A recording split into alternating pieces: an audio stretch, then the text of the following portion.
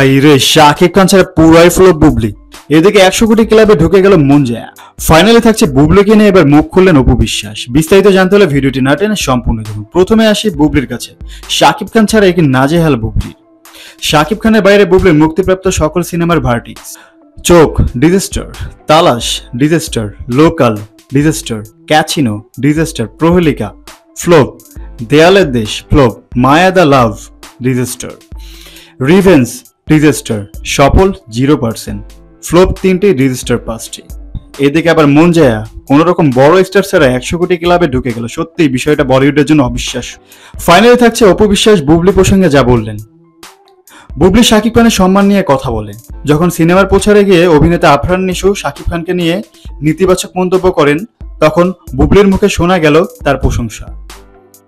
সেই সময়ে কিভাবে শাকিব খানকে নিয়ে বাজে মন্তব্য করা একজনের সাফাই গাইলেন। আবার শাপলা মিডিয়ার সেলিম খানের সাথে যখন শাকিব খানের দ্বন্দ্ব শুরু হলো, তারই সিনেমায় দেখা গেল বুবলিকে।